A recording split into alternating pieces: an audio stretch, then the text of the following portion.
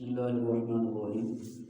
الحمدللہ حضرات نے پہلا پارہ سورہ بقرہ کی 92 آیات کی تفسیر سماعت فرما لی ہے۔ آج انشاءاللہ تعالی آیت نمبر 93 کی تفسیر بیان ہوگی۔ اس آیت مبارکہ میں اللہ تعالیٰ نے جو بنی اسرائیل کا واقعہ بیان فرمایا ہے وہ یہ ہے کہ جس وقت حضرت موسیٰ علیہ السلام انہی کے کہنے کے مطابق انہوں نے کہا تھا کہ آج اب ہم فرعون سے ہمیں آزادی مل گئی ہے تو ہمیں اب کوئی دستور چاہیے، کوئی قانون چاہیے، کوئی کتاب ہو، اس کے مطابق ہم عمل کریں گے۔ خود ہی کہا تو حضرت موسیٰ علیہ السلام نے اللہ تعالیٰ سے دعا فرمائی تو اللہ تعالیٰ نے فرمایا کہ آپ کوہ طور پر تشریف لے آئیں، وہاں پر 40 دن رہیں تو ہم آپ کو کتاب عطا فرمائیں گے۔ کتاب مل گئی۔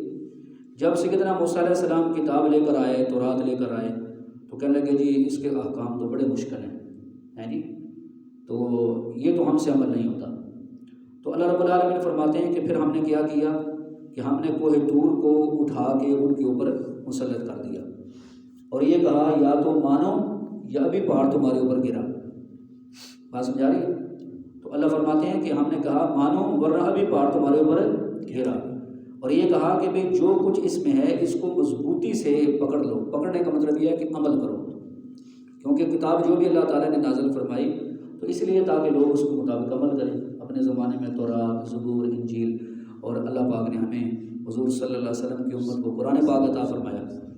تو انہیں کہا گیا خذوا ما آتیناکم بقوۃ واسمعوا، کہ جو ہم نے تمہیں کتاب دی ہے اس کو مضبوطی سے پکڑ لو اور سنو، جو اللہ تعالیٰ تمہیں حکم دیتے ہیں اس کو سنو اور اس کے بعد اس پہ عمل کرو۔ تو یہ ان کو اس لیے کہا گیا کہ اس لیے کہ انہوں نے پہلے خود ہی مطالبہ کیا تھا کہ ہمیں کتاب دی جائے۔ اب یہاں پر ایک بات میں حضرات کی خدمت میں عرض کرتا ہوں اس آیت مبارکہ کی تفسیر میں، کہ بعض لوگ یہ کہتے ہیں کہ دیکھو جی دین میں جبر نہیں ہے، تو ان سے پر تو جبر کیا گیا، دین میں زور زبردستی نہیں ہے، ان پر تو زور زبردستی کی گئی کہ کوہ طور کو ان پر مسلط کیا گیا اور کہا لے لو۔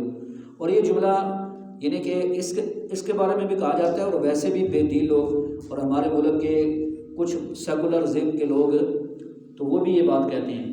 فرض کریں وہ کہتے ہیں وہ جی ہمیں مسلمان ہونے کے لیے اپنے آپ کو مسلمان ثابت کرنے کے لیے نماز پڑھنی پڑے گی، دین میں تو زور نہیں ہے، زبردستی نہیں ہے۔ یا بعض لوگ کہتے ہیں جی ہمیں داڑھی رکھنی پڑے گی، دین میں تو جبر نہیں ہے۔ بعض لوگ کہہ دیتے ہیں خواتین بعض بے دین قسم کی جی ہمیں پردہ کرنا پڑے گا، ہمیں مسلمان ہونے کے لیے ثابت کرنے کے لیے تو پردہ کرنا پڑے گا، دین میں تو جبر نہیں ہے۔ اللہ فرماتے ہیں لا اکراہ فی الدین، دین میں زبردستی نہیں ہے، تو یہ مولوی زبردستی کیوں کرتے ہیں، یہ اتنا زور کیوں دیتے ہیں؟ بات سمجھا رہی ہے؟ اور پھر اس سے آگے قدم یہ افغانستان میں انہوں نے زور زبردستی کیوں کی، فلاں نے کیوں کیا، ایسے کیوں کیا، زور زبردستی نہیں ہے دین میں۔ تو اصل میں اس جملے کا مطلب غلط بیان کیا جاتا ہے۔ جملہ تو صحیح ہے لیکن اس کا مطلب بالکل ایسے ہی کہ جیسے خارجیوں نے سیدنا علی رضی اللہ عنہ کے مقابلے میں جب نکلے تھے مسلمانوں کو قتل کرتے تھے تو انہوں نے کہا تھا اِنِ الْحُكْمُ إِلَّا لِلَّهِ، حکم تو صرف اللہ کا ہے۔ تو سیدنا علی رضی اللہ عنہ فرمایا کہ کلمہ تو سچا ہے لیکن اس کا مطلب باطل لے رہے ہیں، مطلب غلط لے رہے ہیں۔ بات سمجھا رہی ہے؟ تو بھی دین میں زبردستی کا مطلب یہ ہے کہ کسی میں کو اسلام میں داخل کرنے کے لیے زبردستی نہیں ہے، یہ مطلب ہے اس کا۔ بلکہ اسلام یہ کیا کہتا ہے کہ بھئی اگر مجاہدین ہیں یا مسلمانوں کی فوج ہے، غیر مسلم بولا کہ اس کو پہلے اسلام کی دعوت دیں گے، اسلام کو قبول کر لیں اپنی مرضی سے ٹھیک ہے اور نہ کوئی زبردستی نہیں۔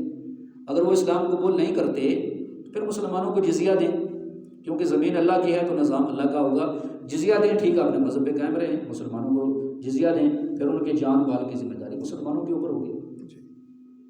اور اگر وہ اسلام بھی قبول نہ کریں، جزیہ بھی نہ دیں، تو پھر اس کے بعد تیسرے نمبر پر جہاد ہے، تیسرے نمبر پر لڑائی ہے۔ تو اسلام میں داخل کرنے کے لیے تو زبردستی نہیں ہے، لیکن جب کوئی بندہ کلمہ پڑھ کے مسلمان ہو جائے، دائرے اسلام میں آ جائے، تو پھر اس کو پر لازم ہے کہ وہ دین اسلام کے احکامات کو جب قبول کر چکا ہے تو ان پر عمل کرے۔ نہیں سمجھے؟ جی جب ایک بندے نے کلمہ پڑھ لیا تو اب اس کے لیے لازمی ہے کہ وہ نماز پڑھے۔ جب اس نے کلمہ پڑھ کے اقرار کر لیا تو داڑھی رکھے، اگر وہ مسلمان عورت ہے تو پردہ کرے، کیونکہ وہ اسلام کے دائرے میں آ چکے ہیں۔ اب یہ کہنا وہ جی ہمیں مسلمان ہونے کے لیے نماز پڑھنی پڑے گی، داڑھی رکھنی پڑے گی، ہمیں پردہ کرنا پڑے گا، یہ سب جملہ جو ہے نا جھوٹ پر مبنی ہے، اور یہ بہت بڑی گویا کہ دھوکے بازی کے اوپر مبنی ہے۔ اس کو میں ایک مثال سے بات سمجھاتا ہوں کہ دیکھیں ایک بندہ سعودی عرب میں رہتا ہے یا ایک بندہ کسی یورپی ملک میں رہتا ہے، اب ہم تو اسے نہیں کہتے بھی تم پاکستانی بنو، ٹھیک ہے، وہ اپنے ملک میں رہتا رہے، لیکن ایک بندہ جب پاکستان میں رہنا شروع کر دے، پاکستانی شہری بن جائے، یہاں کے شناختی کارڈ بھی بنوا لے، تو کیا خیال ہے اب اس کے لیے پاکستان کے آئین کو تسلیم کرنا اور اس پر اس کے مطابق زندگی گزارنا ضروری ہوگا کہ نہیں؟ وہ کہے گی میں پاکستانی ہوں، میرے پاس شناختی کارڈ ہے، لیکن میں اپنی مرضی کی گاڑی چلاؤں گا یہاں، میں اپنی مرضی کے مطابق جو ہے نا سارا نظام کروں گا، تو کیا خیال ہے اسے برداشت کیا جائے گا؟ یہ کہا جائے گا یہ باغی ہے تو کہتا تو اپنے آپ کو پاکستانی ہے لیکن پاکستان کا قانون تسلیم نہیں کرتا، تو یہ تو باغی ہے۔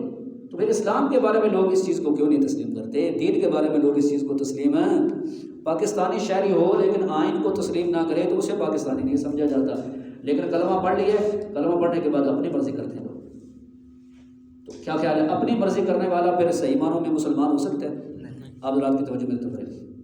ایک بات تو یہ، تو یہاں پر بھی انہوں نے پہلی مرتبہ نہیں ان پر زور دبز، انہوں نے خود کہا ہمیں کتاب دی جائے جی، ہمیں کتاب آئین ہو، جب کتاب ملی تو آگے سے پھر انہوں نے جو ہے وہ اللہ کے احکامات کے بارے میں انہوں نے سستی دکھانا شروع کی، تو تب ان کے اوپر کوہ طور کو مسلط کیا گیا۔ یہ بات سمجھ آ گئی آپ حضرات کو؟ پھر اللہ رب العالمین فرماتے ہیں جب ان کے ساتھ یہ معاملہ ہوا تو پھر وہ کیا کہہ رہے تھے؟ ہیں جی، اللہ فرماتے ہیں کہ وہ کہہ رہے تھے سمیعنا و عصینا، ہم نے پہلے بھی سنا تھا اب بھی سن رہے ہیں، پہلے بھی نافرمانی کی تھی تو اب بھی ہم نافرمانی کریں گے، یہ انہیں وہ بات کہہ رہے تھے۔ تو اسلام چونکہ اسلام جو ہے نا وہ ظاہر پہ حکم لگاتا ہے، تو ظاہری طور پر وہ تسلیم کر رہے تھے کہ ٹھیک ہے جی ہم مانتے ہیں، ہم مانتے ہیں، لیکن دل دل میں کہہ رہے تھے سمیعنا و عصینا، ہم پہلے بھی سنے سی، ہم نے پہلے بھی سنا تھا اور نافرمانی کی تھی، اب بھی ہم سن رہے ہیں لیکن نافرمانی کریں گے۔ تو اللہ رب العالمین نے ارشاد فرمایا کہ اصل میں جو انہوں نے بچھڑے کو معبود بنا کے ایک شرک کا دروازہ کھولا تھا، اللہ تعالیٰ فرماتے ہیں اس بچھڑے کی محبت ان کے دلوں میں پلا دی گئی۔ پلانے سے مراد یہ ہوتا ہے گویا کہ وہ رس بچ گئی، یعنی کسی چیز کا پلا دینا اس کا مطلب یہ ہوتا ہے کہ گویا وہ اس کے جسم کا حصہ بن گیا، رس بچ گئی، اس کے ساتھ لازم ہوگی۔ تو اللہ فرماتے ہیں وہ جو بچھڑے کی محبت ہے ان کے دلوں میں پلا دی گئی ان کے کفر کی وجہ سے، کیونکہ پہلے کفر کر چکے تھے۔ جیسے کہ بعض تفسیروں میں لکھا ہے کہ جس جگہ اس بچھڑے کو جلا کے نا بعد میں موسیٰ علیہ السلام نے تو اس کو ذبح کر کے پھر اس کے بعد اس کو جلایا اور اس کی راکھ جو ہے نا پانی کے اندر بہائی، اس پانی میں جا کے غسل کرتے تھے وہاں بعد میں، حالانکہ انہوں نے توبہ کر لی، توبہ قبول ہو گئی، لیکن وہاں پر جا کر نا برکت کے لیے اپنے اوپر پانی ڈالتے کہ یہاں پر ہمارے خدا کو جلا کے نا بہایا گیا تھا۔ بات سمجھ آ رہی ہے؟ تو اللہ فرماتے ہیں وہ جو بچھڑے کی محبت ہے ان کے دلوں میں پلا دی گئی، گویا وہ رس بچ گئی، اسی وجہ سے پھر اس کے بعد نافرمانی کرتے رہے۔ تو اللہ رب العالمین نے پھر فرمایا اہل کتاب کو کہ تم اپنے آپ کو مومن کہتے ہو، تو یہ جو چیز ہے کہ تم اللہ تعالیٰ کے احکامات کا انکار کرتے ہو، حضرت محمد رسول اللہ صلی اللہ علیہ وسلم کی نبوت کا انکار کرتے ہو، تو کیا تمہارا ایمان اسی چیز کا تمہیں حکم دیتا ہے؟ تو ان کے آباء و اجداد کے واقعات اس لیے ذکر کیے گئے کہ ان کے آباء و اجداد جو تھے تو یہ موجودہ جو یہودی تھے اپنے آباء و اجداد کو صحیح اور سچا سمجھتے تھے، اس وجہ سے ان کے واقعات دہرائے گئے کہ دیکھو تمہارے آباء و اجداد کے کیا کارنامے تھے اور تم کیا کارنامے کر رہے ہو۔ تو اس لیے اللہ نے فرمایا کہ کیا اگر تم مومن ہو تو تمہارا ایمان اسی چیز کا تمہیں حکم دیتا ہے کہ یہ نافرمانیاں کرو، پیغمبر علیہ الصلوۃ والسلام کے قتل کے منصوبے بناؤ، حضور صلی اللہ علیہ وسلم کے قدم قدم پہ نافرمانیاں کرو، جنگیں کرو، کیا تمہارا ایمان اسی چیز کا تمہیں حکم دیتا ہے؟ تو ایمان تو اس چیز کا حکم ہے، مطلب ایمان کا تقاضا یہ نہیں ہے، ایمان کا تقاضا یہ نہیں۔ اب میرے بھائی آپ سمجھیں، جب ہم اسلامی تاریخ پڑھتے ہیں نا تو ہمارے اسلامی تاریخ کے اندر بھی اور آج بھی ہم نے اپنے زندگی میں تھوڑی سی زندگی میں بھی ایسے بادشاہ اور ایسے حکمران دیکھے ہیں جو بڑے فخر سے کہتے تھے ہم مسلمان ہیں، لیکن ایمان کا دعویٰ کرنے کے باوجود اللہ معاف فرمائے انہوں نے ایسے ایسے کارنامے سر انجام دیے کہ شاید کافروں نے بھی ایسے سر انجام نہیں دیے ہوں گے۔ تو سوچنا یہ چاہیے میرے بھائیوں، خواہ کوئی بادشاہ ہو یا بھی آیا ہو، کہ میں مومن ہوں، الحمدللہ میں نے کلمہ پڑھا ہوا ہے، لیکن کیا ایمان کے تقاضوں پر میں عمل کر رہا ہوں؟ ایمان تو ہے لیکن ایمان کا تقاضا میرے بھائیوں یہ ہے کہ انسان اچھے اعمال کی طرف آئے اور گناہ سے دور بھاگے، اور اگر بتقاضے بشریت گناہ ہو جائے تو سچی توبہ کر لیں۔ کیا کر لیں میرے بھائیوں؟ سچی توبہ کر لیں۔ جیسے ایک حدیث مبارکہ نا مفہوم ہے، حضور صلی اللہ علیہ وسلم نے ارشاد فرمایا، میں مفہوم عرض کر رہا ہوں کہ یہ جو کلمہ طیبہ ہے یہ انسان کو فائدہ دیتا رہتا ہے جب تک اس کلمے کی بے حرمتی نہ کرے۔ صاحب نے پوچھا یا رسول اللہ صلی اللہ علیہ وسلم اس کی بے حرمتی کیا ہے؟ تو حضور پاک نے فرمایا کہ اللہ تعالیٰ کی جو حلال کردہ چیزیں ہیں ان کو بندہ حرام نہ کر دے، جو اللہ تعالیٰ کی حلال کردہ چیزیں ان کو بندہ حرام نہ کرے، اور جو اللہ نے چیزیں حرام کر دی ہیں ان کو انسان حلال نہ کرے۔ یہ اس چیز کا تو جب تک انسان کا میرے بھائیوں کلمہ اس سطح پر ہو کہ وہ اللہ تعالیٰ کی حلال کردہ چیزوں کو حلال سمجھے، ان کو استعمال کرے، جو حرام چیزیں ان کو حرام سمجھے اور ان سے دور بھاگے، تو گویا کہ اس بندے کا ایمان کامل ہے، اس بندے کا ایمان تو مطلب ایمان کے کچھ تقاضے بھی ہوتے ہیں میرے بھائیوں۔ کلمہ پڑھنے کے بعد گویا انسان ایک دین میں داخل ہو جاتا ہے، ایک دائرہ اسلام میں داخل ہو جاتا ہے، تو اب اس کے بعد بہت سارے اللہ تعالیٰ کے احکامات لاگو ہو جاتے ہیں۔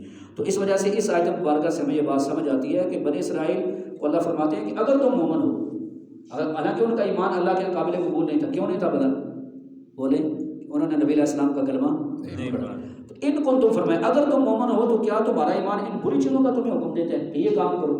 تو معلوم ہوا کہ بھئی ایمان کلمہ پڑھنے کے بعد ایمان کے تقاضوں پر عمل کرنا بھی ضروری ہے۔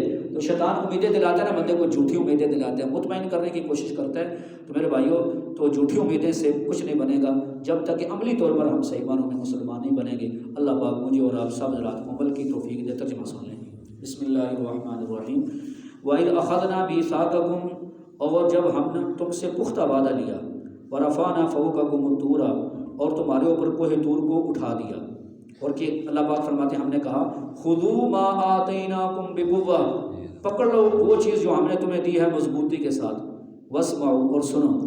تو نبی علیہ السلام نے بھی فرمایا تھا نا اپنی امت کو کہ میں تمہیں دو چیزیں چھوڑ کے جا رہا ہوں، جب تک تم مضبوطی سے تھامے رہو گے تم گمراہ نہیں ہوگے، کتاب اللہ و سنت رسولی، ایک اللہ کی کتاب اور ایک اللہ کے رسول کی سنت۔ تو مطلب پکڑنے سے مراد عمل ہے، کیا ہے؟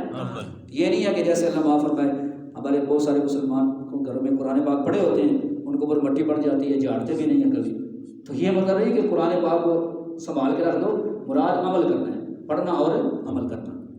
قالوا، تو انہوں نے کہا سمینا، ہم نے سن لیا، وعصینا، اور ہم نے نافرمانی کی۔ اب ان لوگوں کو جو کہ جو انعام یافتہ ہیں تو اس کو پاگل کہا جا سکتا ہے، کیوں جی؟ وہ بولو صحیح۔ اللہ فرماتے ہیں سمینا وعصینا، انہوں نے کہا ہم نے سن لیا، ہم نے نافرمانی کی۔ تو ایک بندہ کہتا ہے جی انعام یافتہ لوگ ہیں، سبحان اللہ جی۔ کوئی کہتا ہے جی ان کا تو جو نا وہ فلسطین ان کو اللہ نے الاٹ کر دیا، نعوذ باللہ، قرآن کی آیت کا مطلب ہی بدل دیا۔ تو اللہ فرماتے ہیں وَأُشْرِبُوا فِي قُلُوبِهِمُ الْعِجْلَ بِكُفْرِهِمْ، ان کے دلوں میں بچھڑے کی محبت پلا دی گئی ان کے کفر کی وجہ سے۔ قل، فرما دیجئے، بئس ما یأمرکم بہ ایمانکم، بہت بری ہے وہ چیز کہ جس کا تمہیں تمہارا ایمان حکم دیتا ہے، ان کنتم مؤمنین، اگر تم مومن ہو۔ تو اگر تم مومن ہو تو کیا تمہارا ایمان تمہیں بری چیزوں کا حکم دیتا ہے؟ تو ایمان کا تقاضا برائی نہیں ہوتی، ایمان کا تقاضا اچھے اعمال سے، اچھائی ہوتی ہے۔ اللہ تعالی ہمیں عمل کی